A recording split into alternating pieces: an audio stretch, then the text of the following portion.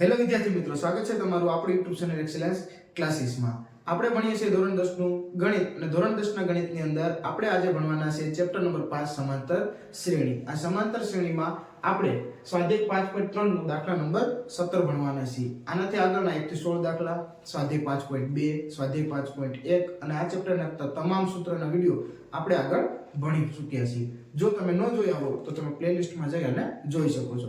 તો ચાલો દાખલા નંબર 17 ભણીએ. દાખલા નંબર 17 ની સૌપ્રથમ આપણે રકમ સમજીએ અને રકમ સમજી અને પછી દાખલો ગણીએ.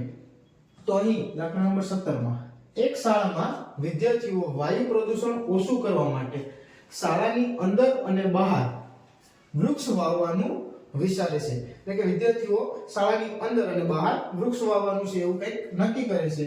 એવું નક્કી કરાયું કે પ્રત્યેક ધોરણનો પ્રત્યેક વિભાગ, એટલે કે દરેક ધોરણનો દરેક વિભાગ, એટલે કે ધોરણ હશે એને એક વર્ગની અંદર અલગ અલગ વિભાગ હશે. દાખલા તરીકે આપણા વર્ગમાં હોય છે A વિભાગ, B વિભાગ, C વિભાગ, એવી રીતે.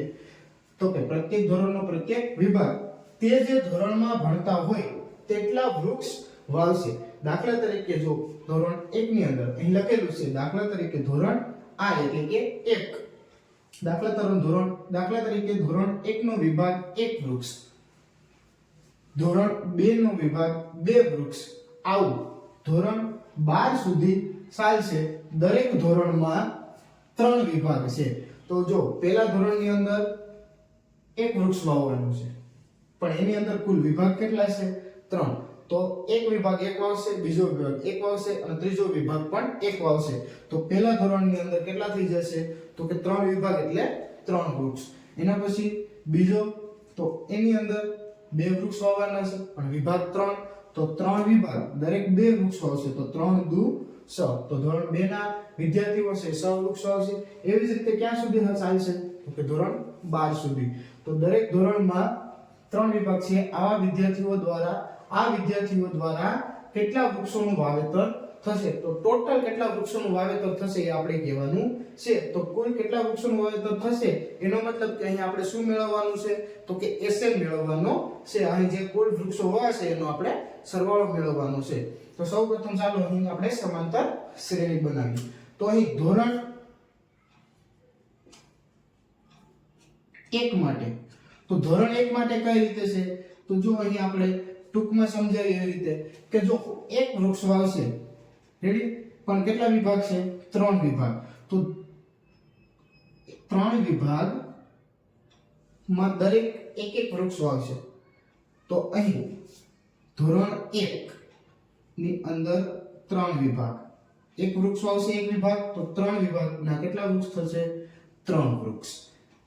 અહીં લખીએ છીએ વૃક્ષ એટલે આપણે ખ્યાલ આવે. એના પછી ધોરણ 2 ની વાત કરીએ કે ધોરણ 2, તો ધોરણ 2 એની અંદર કેટલા વિભાગ છે? તો કે 3 વિભાગ, 1 વિભાગ. કેટલા વૃક્ષ આવશે? તો કે જેટલા ધોરણમાં ભણતા હોય એટલા. તો બંનેનો ગુણાકાર કરશું આપણે, 2 તેરી 6, એટલે અહીં કેટલા વૃક્ષ થઈ જશે? તો કે 6 વૃક્ષ થઈ જશે. અહીં થોડુંક સમજવામાં તકલીફ પડશે. જો ધોરણ 1, આ ધોરણ 1 છે, પરંતુ 1 વિભાગ કેટલા વૃક્ષ આવશે? તો કે જેટલું ભણે છે એટલા માટે અહીં 1. અને કેટલા વિભાગ છે? તો કે 3. તો કે 1 વિભાગ 1 વાવશે તો 3 વિભાગના કુલ કેટલા વૃક્ષ થશે? 3. એવી જ રીતે ધોરણ 2, તો ધોરણ 2 ના 1 વિભાગ કેટલા વૃક્ષ વાવશે? તો કે 2 વૃક્ષ વાવશે. બરાબર. હવે એમાં કુલ વિભાગ કેટલા છે? તો કે દરેકમાં 3, તો એને ગુણ્યા 3 એટલે કેટલા થઈ જશે? 6 વૃક્ષ. એવી જ રીતે ધોરણ 3, તો ધોરણ 3 ની વાત કરીએ તો ધોરણ 3 ના કેટલા વૃક્ષ આવશે? તો કે 1 વિભાગના 3 વૃક્ષ. તો એવી જ રીતના કેટલા વિભાગ છે? તો કે દરેક ધોરણમાં 3, તો 3 ગુણ્યા 3 એટલે કેટલા વૃક્ષ થઈ જાય? તો કે 9 વૃક્ષ. એવી જ રીતે અહીં આગળ ચાલતું જશે કેટલા ધોરણ સુધી? તો કે XII એટલે કે 12મા ધોરણ સુધી. તો ધોરણ 12 લઈ લઈએ આપણે. ધોરણ 12, તો ધોરણ 12 ના પ્રત્યેક વિભાગ કેટલા વૃક્ષ આવશે? તો કે 12મું ધોરણ ભણે છે એટલે 12 વૃક્ષ, પરંતુ કેટલા વિભાગ છે? 3. તો 12 ગુણ્યા 3 કરવાના થશે એટલે 12 તેરીને 36 વૃક્ષ થશે. તો અહીં કુલ કેટલા વૃક્ષ થશે? તો કે 36 વૃક્ષ થશે ધોરણ 12 ના. તો અહીં કંઈક આપણે આવી રીતની શ્રેણી મળે છે, તેથી અહીં આપણે લખશું કે શ્રેણી કઈ મળે છે? તો કે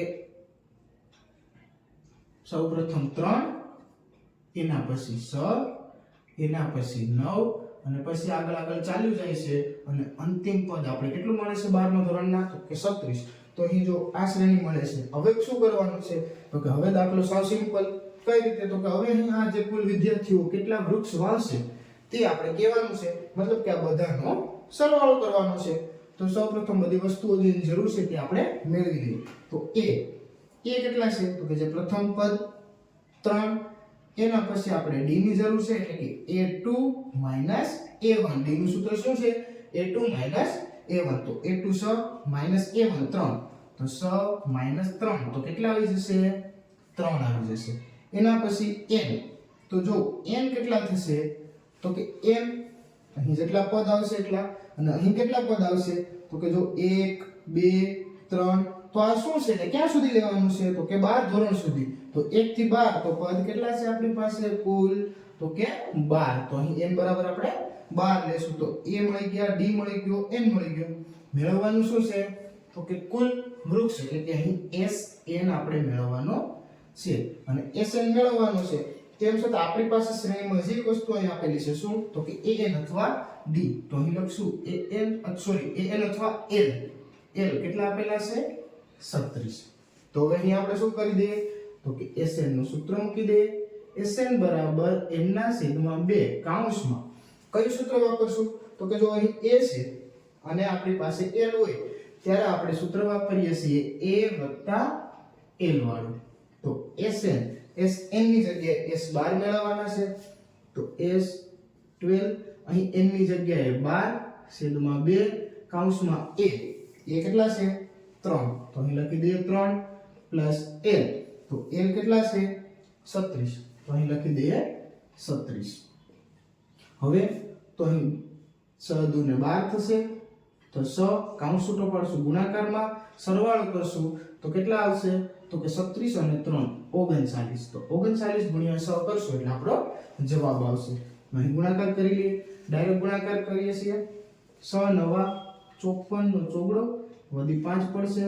6 તેરી 18 અને 5 કેટલા થશે તો કે 23 થશે. એટલે અહીં આવશે 234. તો S12 એટલે કે S12 કેટલા મળશે તો કે 234. એટલે કે જે આ શ્રેણી બને છે એના 12 પદો થશે અને 12 પદોનો સરવાળો 234. તો અહીં જે રીતે આપણે કોયડા સ્વરૂપ પૂછેલું છે એ જ રીતે આપણે જવાબ લખશું. અહીં છે આ રીતે જ લખશું કે આ વિદ્યાર્થીઓ દ્વારા કેટલાની જગ્યાએ આપણે જવાબ લખશું તો કે આ વિદ્યાર્થીઓ દ્વારા કેટલા તો કે 234 વૃક્ષોનું શું થશે તો કે વાવેતર થશે. તો અહીં દાખલા નંબર 17 અને દાખલા નંબર 17 ની રકમ ખૂબ જ મોટી છે, પરંતુ આપણે જો એને નિરાતે અને શાંતિથી સમજવાનો પ્રયત્ન કરીશું અને એક વખત સમજી લેશું અને જો અહીંથી અહીં સુધીનો આપણે ખ્યાલ આવી જશે તો આગળની જે સમાંતર શ્રેણી બને છે એ સમાંતર શ્રેણીની અંદર આપણે Sn મેળવતા સારી રીતે આવડે છે, કેમ કે આપણે એના ખૂબ જ ઝાઝા બધા દાખલા ગણી લીધા છે. તો અહીં આ દાખલામાં જો તમને અહીંથી આગળ ન સમજાણું હોય તો તમે ફરી એકવાર એને રિવિઝન કરી શકો છો અને આ જો સારી રીતે સમજી લેશો તો આખો દાખલો તમે સારી રીતે સમજી જશો. તો આ વિડીયોમાં અહીં દાખલા નંબર 17 સુધી રાખીશું. આનાથી આગળના દાખલા જોઈશું આપણે આગળના વિડીયોમાં.